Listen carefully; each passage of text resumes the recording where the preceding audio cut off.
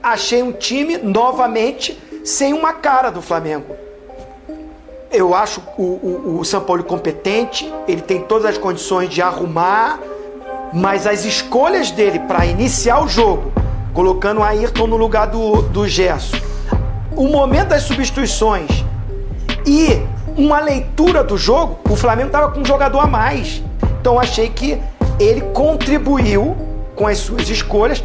Nada contra, tô falando do jogo de ontem, pelo contrário, eu acredito que ele possa melhorar o Flamengo. Só que o que eu vi ontem, tô falando até mais calmo, eu vi o time do Vitor Pereira. E tem uma coisa que... Achei um time, novamente, sem uma cara do Flamengo. Eu acho o São Paulo competente, ele tem todas as condições de arrumar, mas as escolhas dele para iniciar o jogo, colocando o Ayrton no lugar do Gerson, o momento das substituições e uma leitura do jogo, o Flamengo estava com um jogador a mais. Então achei que ele contribuiu com as suas escolhas. Nada contra, tô falando do jogo de ontem, pelo contrário, eu acredito que ele possa melhorar o Flamengo. Só que o que eu vi ontem, tô falando até mais calmo, eu vi o time do Vitor Pereira. E tem uma coisa que... O time do Flamengo ontem... Pode falar do Flamengo já, meu senhor? Calma aí. O público tá numa expectativa para ouvir o Zinho sobre o Flamengo. Pode passar para ele, se me permite? Pode passar. Me permite? Eu não posso falar do Botafogo, não? Zinho, boa. Se você quiser até pode, mas eu tô recebendo mensagens aqui, ô Pascoal. E o Zinho não vai falar do Flamengo? Eu quero ouvir o Zinho falar do Flamengo! Ontem ele tava no modelo... Qual modelo, Pascoalzito? Fala. O modelo feroz. Feroz? Ontem tava no modelo feroz. Não. Zinho! Eu vou falar um negócio pra você. Ontem eu tava ouvindo o programa e até me encolhi, que eu falei, nossa, vai sobrar pra mim. Que veio, né? Nós sobrou? Eu tava em casa, Pascoalzito, eu fazia assim, parecia que a TV era 3D. Baixa aqui, vem mais uma pedrada, baixei aqui, outra pedrada, eu tô baixando aqui. Saindo do rumo. Ô Zinho, é claro que você pode falar do Botafogo, fica à vontade aí, mas já emenda o Flamengo nessa, porque eu vou falar uma coisa pra você, Zinho. Tá. Ai, viu? Vai lá, a bola tá com você. Ui, como diz Amaral. Olha só, eu vou passar bem rápido pelo Botafogo, que vocês resumiram muito bem. Parabéns total ao Botafogo, ao trabalho do Luiz Castro. E isso, eu vi isso muito no segundo tempo. Mais como um lateral. Não deveria estar todo o tempo, mas circunstância do jogo... No segundo tempo, eu vi ele mais como um lateral. Agora, o meu questionamento é o seguinte, até pra gente debater. Se você tem um Ayrton Lucas, que é o melhor jogador do Flamengo nesse início de temporada, jogando de ala ou de lateral esquerdo, na dele, vindo de trás com velocidade, que ele é muito bom fazendo isso. Aí você bota um zagueiro para fazer essa função de barra lateral, e aí o Ayrton Lucas vem para um meio, para ser um meia, para substituir o Gerson, para ele encostar na frente, chegar e jogar de costas. Eu joguei nessa função de meia. Não é todo mundo que sabe jogar de costas, não. O garoto, o Ayrton Lucas, ficou perdido no primeiro tempo. Ele não sabia se atacava, se defendia, ele ficou sem função. Porque tinha o Everton Cebolinha aberto na esquerda, tirava aquele corredor dele, que é o forte dele, e aí você olha pro banco, tem um Everton Ribeiro. Tá bom, teve a entrevista. Olha, o Everton Ribeiro eu não coloquei porque eu tinha dúvida se ele conseguiria jogar 90 minutos, porque ele tomou uma pancada e não treinou todos os treinos. Começa com ele, né? Começa com ele, e se ele não aguenta, tira. Ah, mas aí se ele entra e sente. Poxa, é pior você tirar ele do banco, colocar ele sentir e você queimar 2 substituições. Foi nítido a entrada do Everton Ribeiro.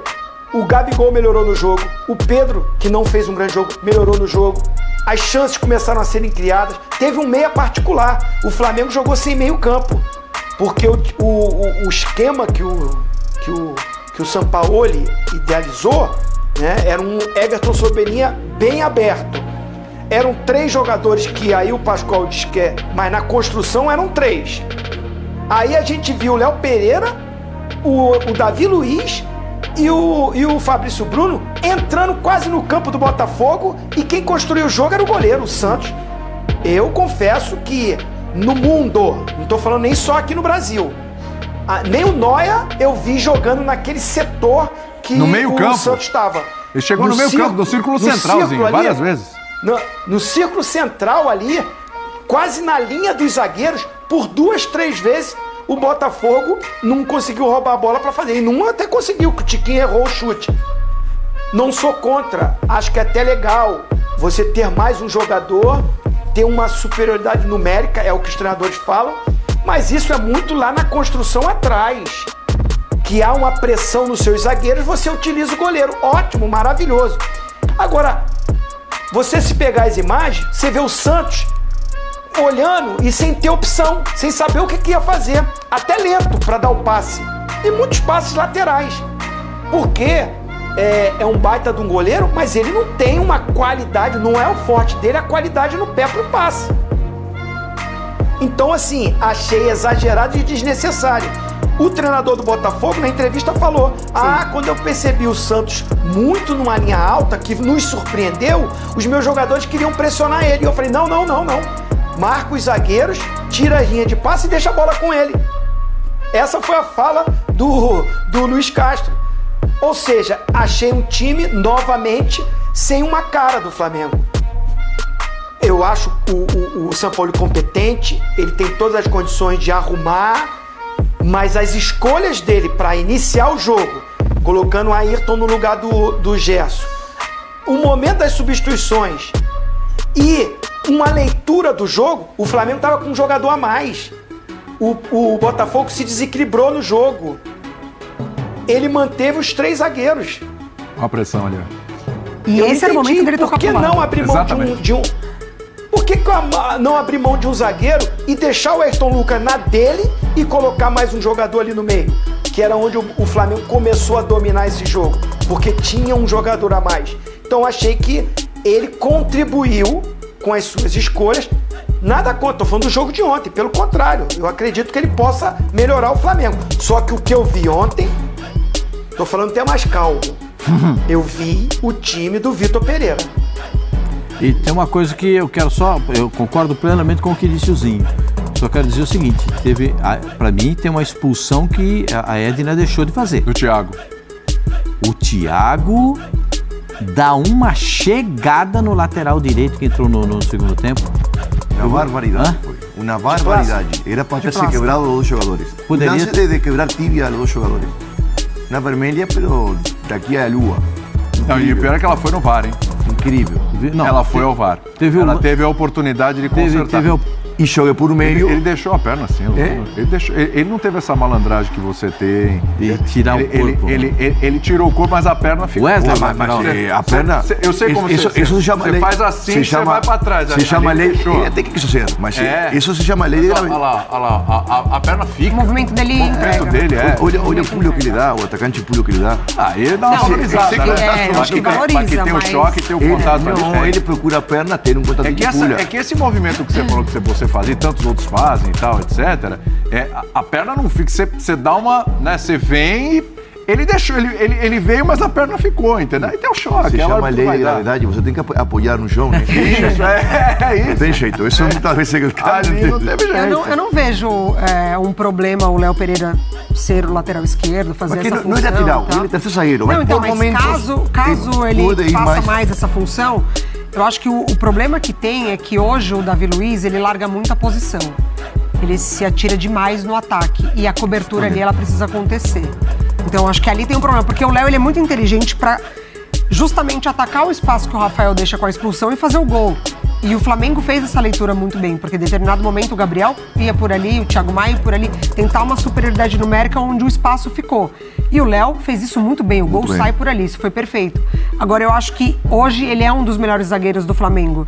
Então, acho que às vezes essa compensação, ela pode falhar. Pereira hoje é o melhor zagueiro do Flamengo. E Davi Luiz sempre foi o mesmo zagueiro, né? Ele gosta de protagonismo com a bola. Sim. É muito mais jogador com a bola que sem a bola. Tácticamente nunca foi um zagueiro que justamente cuidesse o espaço dos companheiros e sempre gostou de protagonismo, gostou de ir pro jogo, né? Então, como último homem, um time que joga com 7 jogadores na frente. O problema é que ele tem que cumprir fazendo isso. Tem que cumprir uma função muito mais defensiva, muito mais tática, que nunca foi a dele. Ele é um cara que gosta de jogar, muita técnica, muita qualidade. Então ali talvez não é a peça que esteja encaixando. Aí aparece no espaço, inevitavelmente. Né? Sim. Na expulsão que está escrito ali, a Edna justifica a expulsão do Luiz Castro. Não precisava nem justificar, né? A gente viu, né? Pelo amor de Deus. Mas ele justificou a não expulsão de Thiago Maia? Não. E ela justificou porque deu aquela falta em ataque no último lance do jogo de Botafogo, que o cara estava protegendo a bola, deu falta em ataque, que propiciou a última chance do Flamengo, que ainda depois o Botafogo foi a reclamar e tomaram cartão os dois zagueiros do Botafogo. Exatamente. Isso também deveria aplicar ele, porque...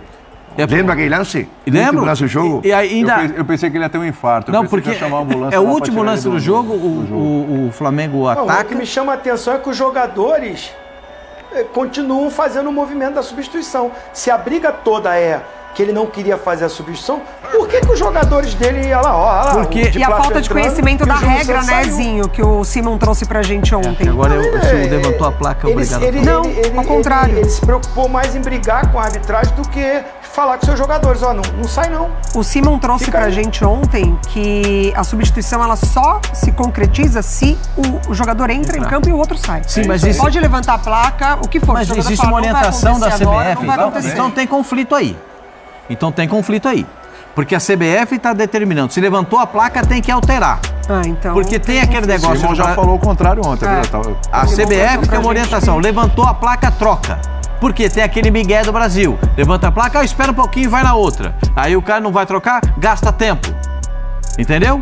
Sim. Então, é exatamente por isso. Agora a orientação, levantou a placa, troca. E se reclamar, cartão. Porque agora tudo é cartão, como disse o cartão. Não, então se tudo é cartão...